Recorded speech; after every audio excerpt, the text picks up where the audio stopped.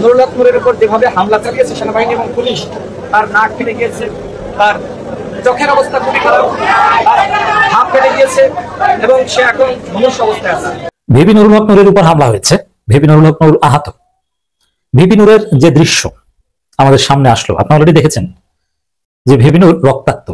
এই সরকার ক্ষমতায় থাকবে কি থাকবে না তার সিদ্ধান্ত বাংলাদেশের জনগণ নিবে। প্রকাশ্য দিবালোকে তাদেরকে এরকম পেটানো যায়, তাহলে আওয়ামী লীগ ক্ষমতায় নাই এটা আপনাকে কে বললো?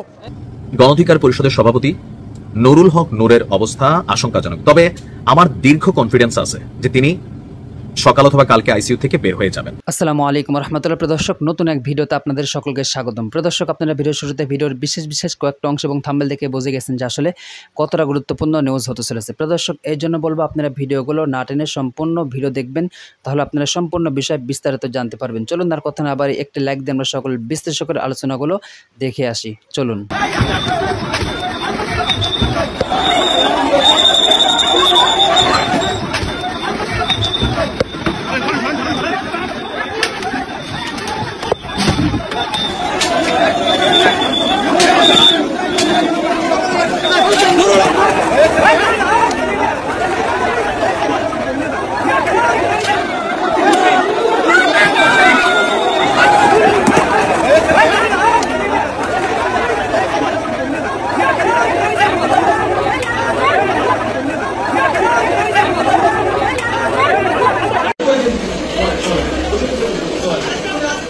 মাত্র 30% টাকায় জমির মালিক হয়ে নতুন বাংলাদেশের গড়ে তোলার স্বপ্ন দেখা বাংলা বসতি। আমাদের আজকের কর্মসূচি ছিল জাতীয় পার্টি সহ 14 দলের সাংগঠনিক কার্যক্রম নিষিদ্ধ করা, যেমনিভাবে আওয়ামী লীগের সাংগঠনিক কার্যক্রম নিষিদ্ধ করা হয়েছে, এবং একই সাথে জেএম কাদের সহ যারা ফ্যাসিবাদের দোষর তাদেরকে গ্রেফতার করা।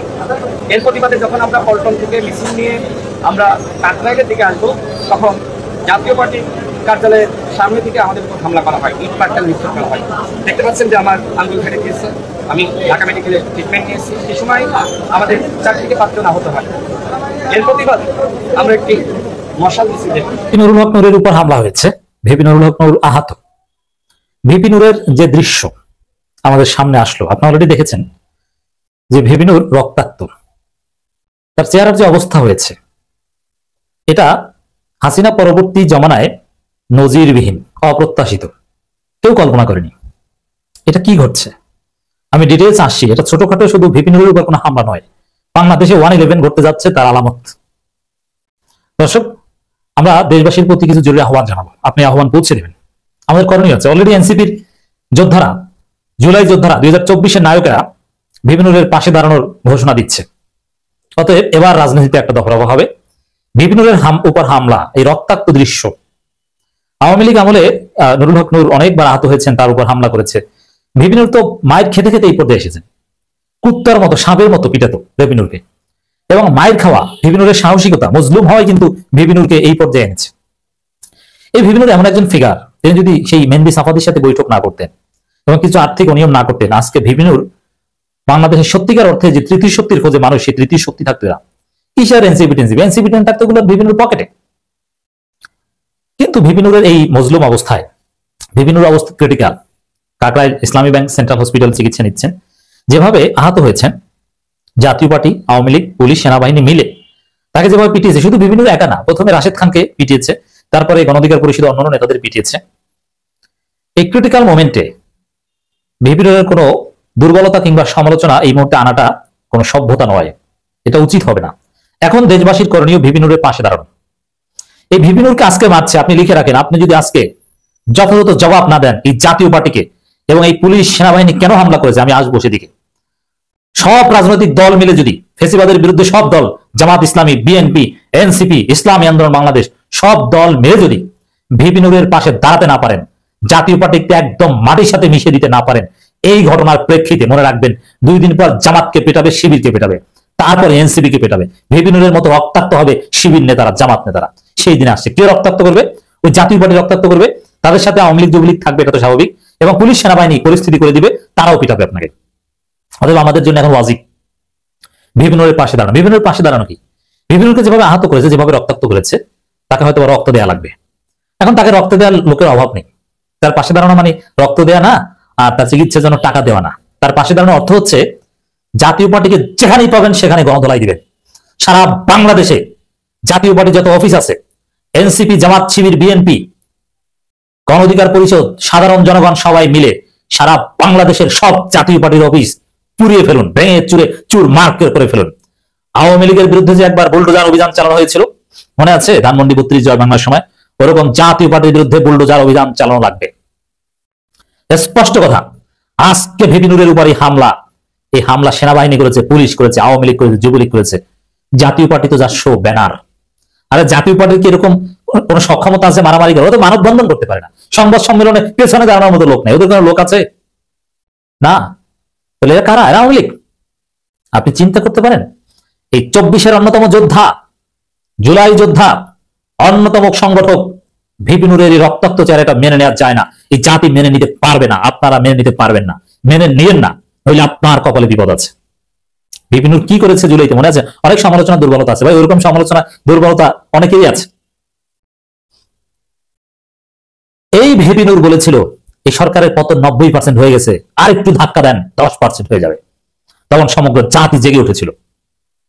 এবং হয়তোবা ভিপি নুর এখন বড় দল না, কিন্তু এই যে বিপ্লব ঘটিয়েছে সব ভিপি নুরের ছেলেরা। নাহিদ ইসলামকে ভিপি নুরের লোক, আসিফ মাহমুদকে ভিপি নুরের কর্মী ছিল, আখতারকে ভিপি নুরের কর্মী, ভিপি নুরের হাত ধরে এদের উত্থান। আজকে যাদেরকে দেখেন আর সবাই ভিপি নুরের লোক। এনসিপির শীর্ষ নেতা গুরুত্বপূর্ণ সব এই তরিকুল ইসলাম, আরিফ আজম সব ভিপি নুরের লোক ছিল। তা ভিপি নুর বাংলাদেশে লোক তৈরি করে তাদের মাধ্যমে বিপ্লব ঘটিয়েছে, হাসিনা পতন ঘটিয়েছে বিএনপি এবং জামাতও পারে। অতএব সেই ভিপি নুরের রক্ত বৃথা যেতে দেওয়া যাবে না। কোন শক্তির সক্ষমতা নেই ভিপি নুরকে এভাবে আহত করার, যদি না পুলিশ এবং সেনাবাহিনী সুযোগ না দেয়। পুলিশ সেনাবাহিনী সুযোগ দিয়েছে, তারা নিজেরাও হামলায় অংশ নিয়েছে। এই বাংলাদেশে স্বাভাবিকভাবে যদি চলতো তাহলে কি করতো? আরে ভাই ওদিকে জয় বাংলা হয়ে যাক, গোল্লায় যাক, ভিপি নুরকে আগে বাঁচাও। কি করতো? পুলিশ সেনাবাহিনী বলতো না ওদেরকে ধরছি, তোমরা এখানে দাঁড়াও। কিন্তু না, বারবার জাতীয় পার্টিকে নিরাপত্তা দেয়, সেনাবাহিনী মানব প্রাচীর বানায় তাদের অফিসের সামনে সংবাদ সম্মেলন করতে দেয়। মিথ্যা মামলায় তৌহিদ আফ্রিদি এবং নাসিরউদ্দিন সাথীকে ধরা যায়। আমি বলছি না যে তারা নির্দোষ, তৌহিদ আফ্রিদির বিরুদ্ধে কন্টেন্ট ক্রিয়েটরদের অনেক অভিযোগ, এগুলোর জন্য মামলা হোক, তাকে ধরা হোক, রিমান্ডে নেওয়া হোক। কিন্তু মিথ্যা হত্যা মামলায় ধরা হয়েছে, গায়েবী মামলায়। আর অরিজিনাল মামলায় জিএম কাদেরকে ধরা যায় না কেন? পিছনে কি নেপথ্যে কারা? অতএব এটা দফা করতেই হবে, এখানে ছাড় দেওয়ার কোনো সুযোগ নেই। অতএব দর্শক, জাতীয় পার্টি স্লোগান দিচ্ছে যে এই মুহূর্তে দরকার সেনাবাহিনী সরকার। সেনাবাহিনী সরকার মানে কি? ইউনুসকে হটাও। আর সেই ইউনুসের পুলিশ কিভাবে এটা মানে? এর মানে কি 111 ঘটার সব বন্দোবস্ত হয়ে গেছে, কিছু বাকি নাই, আনুষ্ঠানিকতাটা বাকি? সেনাবাহিনীর কথার সাইজ দেখেন। ঢাকা বিশ্ববিদ্যালয় ডাকসু নির্বাচনে কর্তৃপক্ষ বলেছে যে তারা, এটা উচিত অনুচিতের আলোচনা যাচ্ছে না, যে ভোট কেন্দ্র থাকবে সেনাবাহিনীর নিয়ন্ত্রণে।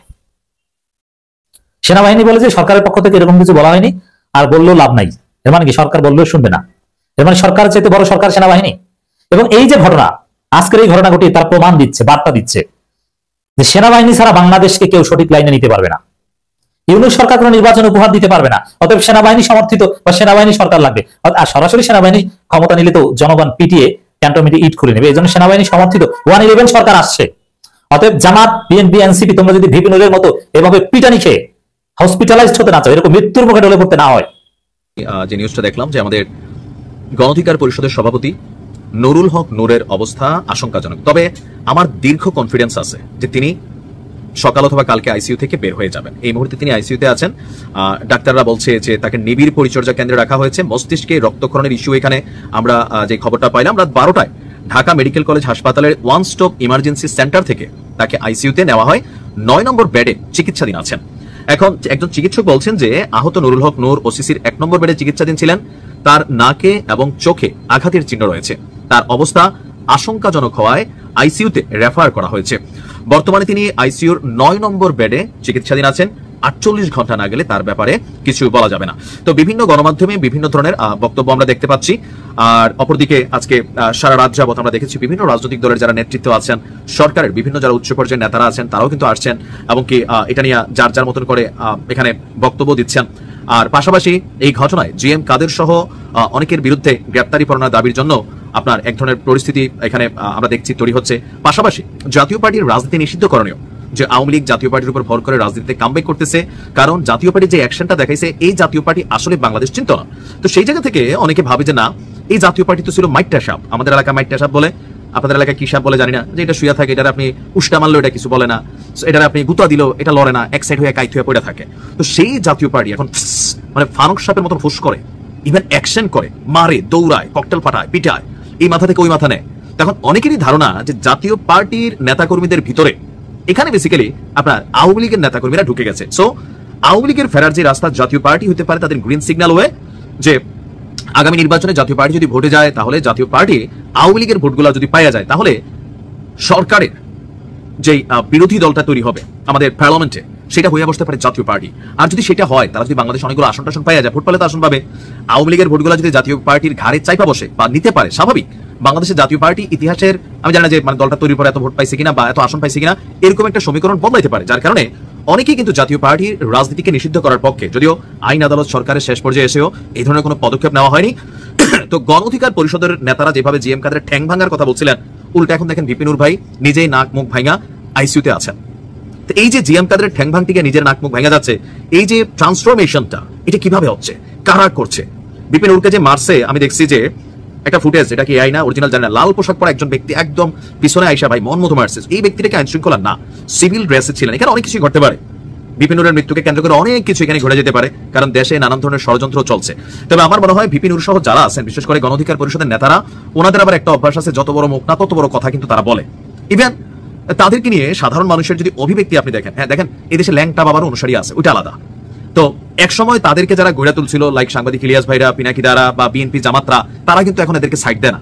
এদের দলের আবার কেউ নাম করছে বিকাশ পার্টি 6 জনের দল, এটা সেটা। তো এগুলো থেকে হয়েছে কি, তাদের যে জনসমর্থন সেটা কিন্তু হারাই ফেলছে। তো হারানোর ফলে জাতীয় পার্টির সাথে টেক্কা নেওয়া এটা আসলে এখন একটু কঠিন। কেন? জাতীয় পার্টির পিছনে কিন্তু আওয়ামী লীগ আছে, এটাও হয়তো বাস্তব।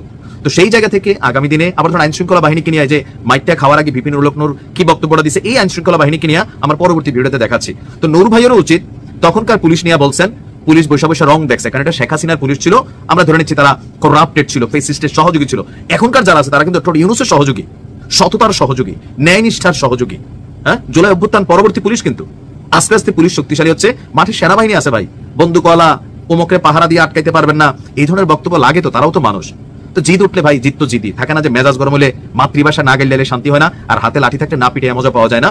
সো আপনিও বক্তব্য দেওয়ার সময় এমন কোনো বক্তব্য দিবেন না যেটা যে কি বলা হয়, কোনো রাষ্ট্রীয় বাহিনী অথবা কোনো দলকে এভাবে উস্কায়। ফারুক ভাইয়ের সেই মায়ের কথা নিশ্চয়ই আপনার খেয়াল আছে, জুলাই যোদ্ধারা কিভাবে দৌড়াই ওনারা মারছিল। তা আমার মনে হয় যে আওয়ামী লীগের আমলে এতটা ব্লাডেড হয়েছে কিনা, একবার হয়েছিল হাত ভাঙা, তিনি ছিলেন হাসপাতালে, পরে দেখছি এটাও খুব মানে রিয়াকশন হয়েছিল। আওয়ামী লীগ সরকারের সময় কিন্তু এটা বড় বিচার হয়েছিল। দর্শক, আপনারা একে একে সকল বিশ্লেষকের বক্তব্যগুলো শুনলেন, অবশ্যই আপনারা বুঝতে পারছেন যে আসলে কতটা গুরুত্বপূর্ণ নিউজ ছিল। দর্শক, যেহেতু আপনারা সম্পূর্ণ ভিডিও দেখে ফেলেছেন, অবশ্যই আপনারা বিষয়টি জানতে পেরেছেন। এখান থেকে যদি আপনাদের কিছু বলার থাকে অবশ্যই কমেন্ট বক্সে জানিয়ে দেবেন। আরও এরকম নিত্য নতুন আপডেট নিউজ পেতে আমাদের চ্যানেলটি সাবস্ক্রাইব করে পাশে থাকবেন। ধন্যবাদ।